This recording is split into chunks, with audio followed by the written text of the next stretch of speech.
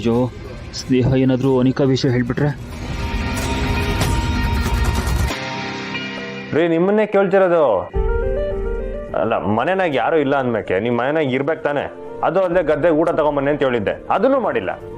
ಹೌದು ಅವತ್ನೆಯ ಮನೆನಾಗೆ ಯಾರಿಗೂ ಹೇಳ್ದೆ ಎಲ್ಗೋ ಹೋಗಿದ್ದೆ? ಅದು ಅಲ್ಲದೆ ಯಾರೋ ರೌಡಿಗಳು ನಿನ್ನ ಅಟ್ಟಿಸ್ಕೊಂಡು ಬಂದಿದ್ರಂತಲ್ಲವ, ಯಾರದು?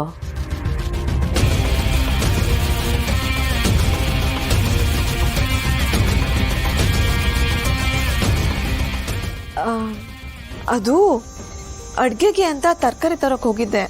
ಇದ್ದಕ್ಕಿದ್ದಂಗೆ ಯಾರೋ 4 ಜನ ಪುರ್ಕಿಗಳು ಚುಡಾಯಿಸ್ತಾ ಬಂದ್ರು.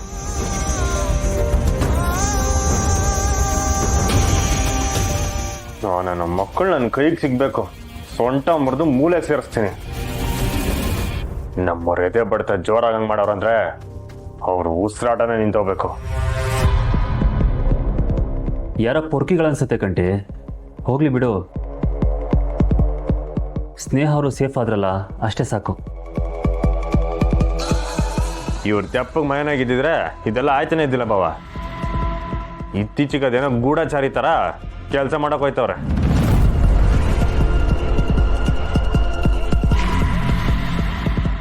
ಅಪ್ಪ ಮನೆ ದೇವ್ರು, ಏನೋ ಸ್ಪೆಷಲ್ ಅಡ್ಗೆ ಮಾಡೋಣ ಅಂತ ತರಕಾರಿ ತರಕ್ಕೆ ಅಂತ ಹೋಗಿದ್ದೆ.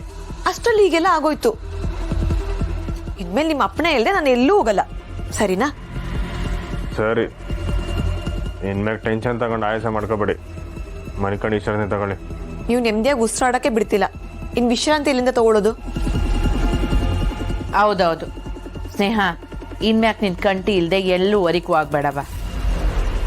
ಈಗ ನಿನ್ ಮಾತ್ರೆ ತಕೊಂಡು ವಸಿ ವಿಶ್ರಾಂತಿ ತಗೋ, ನಾವೆಲ್ಲರೂ ಹೊರಕಿರ್ತೀವಿ. ಸರಿ ನಡ್ರಿ ಎಲ್ರು ಹೋಗಮ್ಮ. ನೀವೆಲ್ಲ ಹೋಗಿರಿ, ನಾನು ಆರೈಕೆ ಮಾಡ್ತಾ ಇರ್ತೀನಿ.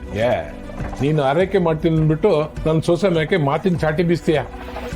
ನಡಿ ಹೋಗೋಣ ನಿಂಡಿ. ಹೌದೌದು, ಅಪ್ಪಯ್ಯ ಹೇಳ್ತಿರೋದು ಸರಿಯಾಗೇ ಐತೆ. ಈಗ ಸ್ನೇಹ ಒಬ್ಳೆ ಮಲಿಕೊಂಡು ವಿಶ್ರಾಂತಿ ತಕೊಳ್ಳಿ, ನಾವೆಲ್ಲ ಆಚೆಗೆ ಹೋಗಮ್ಮ. ಮಲ್ಕೊಳ್ಳವ, ನಡಿಲ್ಲ.